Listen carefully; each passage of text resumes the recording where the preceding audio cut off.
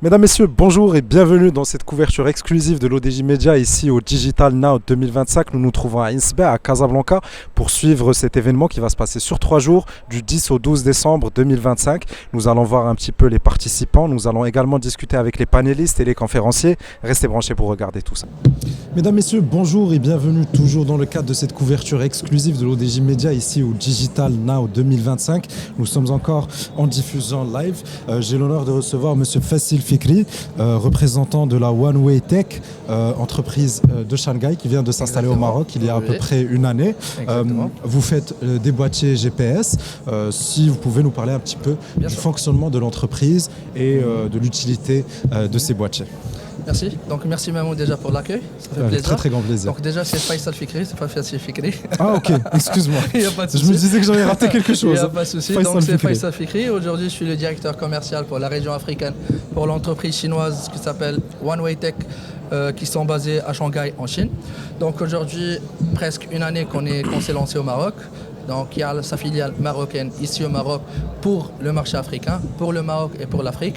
Et justement, on est des fabricants de boîtiers GPS sur tout ce qui a relation avec le tracking, la gestion de flotte, la gestion de carburant automobile et même la gestion de personnes.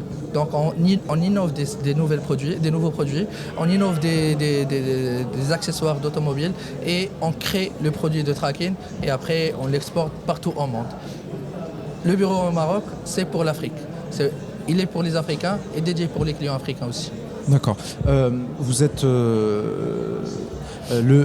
la filiale est en marche au Maroc depuis à peu près une année. Est-ce que en cette année, vous avez pu remarquer l'influence ou bien une influence grandissante, disons, de l'IA, du digital sur ce que vous faites? Bien sûr, bien sûr. Déjà, avant même de lancer le business sur place... si nos spectateurs écoutent des cris, c'est le match. On espère si le match du Maroc et je préfère Bolksos qui marque. Je préfère Bolksos s'il marque bien, je serais heureux. Alors, donc, on disait que la filiale, justement, ça fait presque une année qu'on s'est lancé au Maroc, mais avant on était là, on avait des partenaires sur place. C'est une entreprise qui date plus de 15 ans dans le monde, donc on est un peu partout, mais avec la vision stratégique de grandir sur place, de développer notre continent africain, et c'est là qu'on a pensé à créer l'entreprise ici au Maroc, à recruter des forces et des ressources marocaines, des ressources africaines pour l'Afrique, pour développer bien sûr notre continent. D'accord. Et en ce qui concerne l'influence de l'IA sur le métier? Bien sûr, l'IA aujourd'hui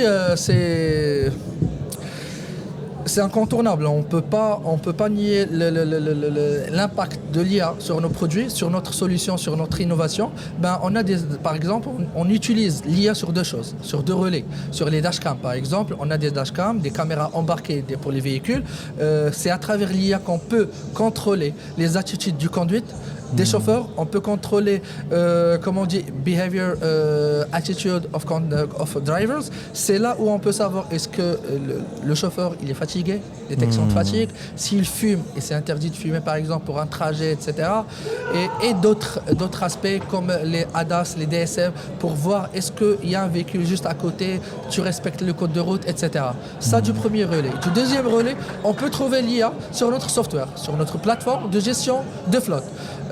On a un chatbot, c'est comme un assistant qui est là sur la plateforme pour qu'il essaye de t'aider le maximum possible en utilisant la plateforme. Pour minimiser un peu de temps perdu sur la plateforme, par exemple, si tu as une demande à saisir, à faire, au lieu de chercher sur la plateforme, il suffit juste de mettre le keyword ou bien de parler avec. Et même, il peut télécharger des rapports au niveau de la gestion de carburant, au niveau de la température, au niveau de la conduite, l'excès de vitesse, au niveau du kilométrage de chaque véhicule, etc. D'accord. Comme vous le dites, la société s'est implantée ici il y a un peu moins d'une année. Cette implantation s'inscrit un petit peu dans la vision stratégique de Sa Majesté en ce qui concerne la coopération Sud-Sud avec les pays du Sud global en général, mais surtout une implantation avec les pays africains. Bien sûr. Vous avez dit également que votre destination d'exportation première par rapport à la filiale marocaine reste l'Afrique. C'est un petit peu votre cadre d'opération. Comment est-ce que vous avez un petit peu compris... Ça doit être nous. 1-0. Ça doit être nous, ça. Comment vous avez un petit peu compris et travaillé autour de cette vision de Sa Majesté? Bien sûr. Donc, si on parle de la vision de Sa Majesté, on essaie de revenir en arrière un peu en 2015. Et je pense que c'est en 2016 plutôt. C'était le tour d'Afrique qui était fait par Sa Majesté. Les visites de Sa Majesté. Les visites de plusieurs pays en Afrique. En 2016, c'était ma première année à l'université. Je suis lauréat de l'université d'Akhawaï, donc c'était ma première année. C'est là où j'ai commencé à comprendre c'est quoi la politique, c'est quoi la diplomatie, c'est quoi la vision stratégique de Sa Majesté. Et c'est au moment-là, j'ai grandi, j'ai pris ma maturité à aimer et à développer et à faire travailler sur mon continent. Donc j'ai gardé cette vision-là après mes études. J'ai acquis quelques expériences et c'est du moment que je suis devenu dans un poste stratégique au sein de l'entreprise que j'occupe aujourd'hui. Donc la vision était claire. Au lieu d'aller travailler toujours dans l'importation, etc., on doit être là. On doit créer l'entreprise. On doit travailler l'Afrique avec des forces africaines. Et je pense qu'on est dans le bon chemin parce qu'on compte aujourd'hui, après la création de l'entreprise, plus de quarantaine de partenaires du Maroc jusqu'à l'Afrique centrale, en passant par l'Afrique du Sud, en passant par le Sénégal, le Mali, la Guinée, le Togo, le Bénin. Et je pense qu'on est dans le bon chemin de montrer les ressources marocaines, les profits marocains, qu'on est là. On travaille, on développe non seulement notre pays, mais tout notre continent. Je vais arriver à ce point, les compétences marocaines, Oui. Mais juste avant, il y a une deuxième vision de Sa Majesté qui rentre également dans le cadre de votre travail, qui est celle du Maroc Digital 2030. C'est un petit peu le fond de votre métier. Comment est-ce que, par rapport à cette vision aussi, vous calibrez un petit peu le travail? Bien sûr, la digitalisation, c'est trending maintenant. C'est le sujet de discussion sur tout type d'industrie. Aujourd'hui, nous, en tant qu'entreprise qui fabrique des boîtiers de GPS, qu'on est dans le domaine de la gestion de flotte, si on parle de cette industrie-là, on ne peut pas négliger l'industrie d'assurance, ni l'agriculture, ni le transport logistique. On est là pour ces industries-là.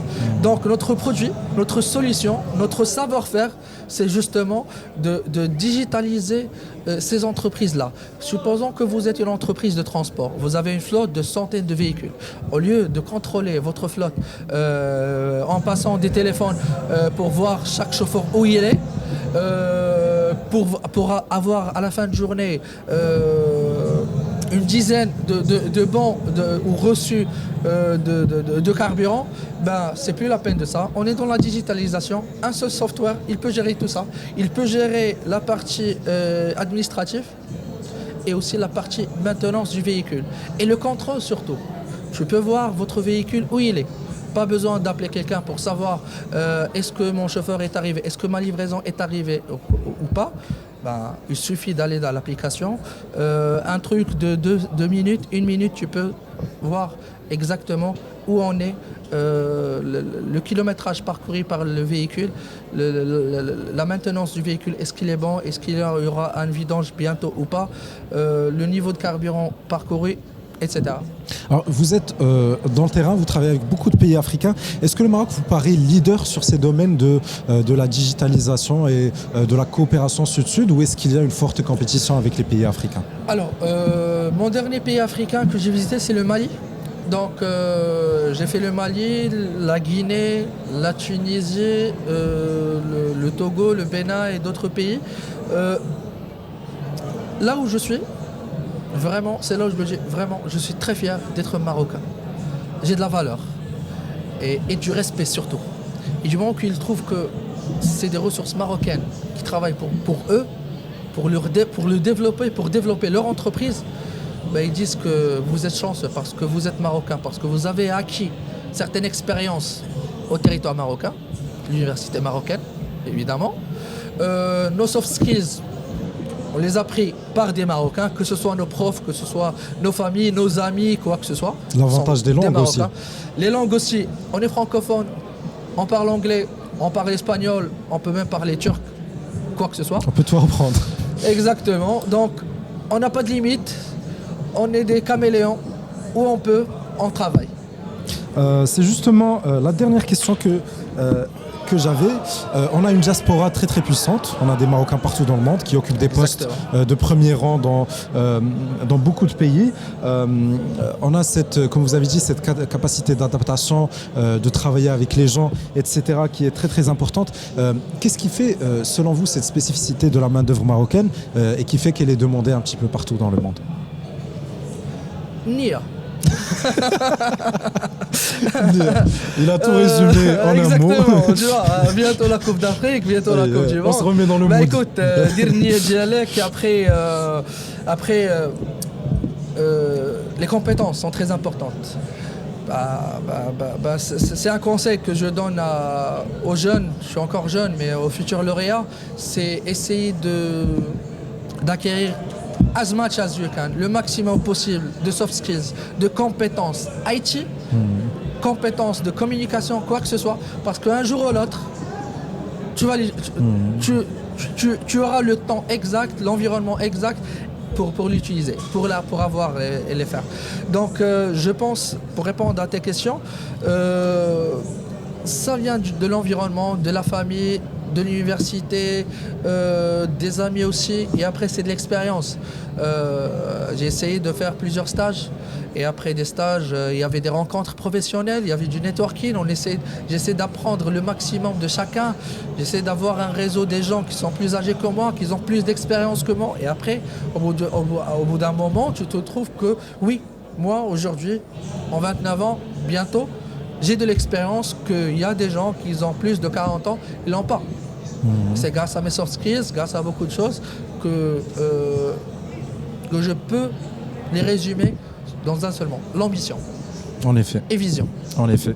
Monsieur Faisal Fikri, merci d'être passé au stand de l'ODJ. Ce fut un plaisir. Également. On reste en contact. C'est gentil. Mesdames, messieurs, merci d'avoir regardé cet épisode jusqu'à sa fin et restez branchés pour plus.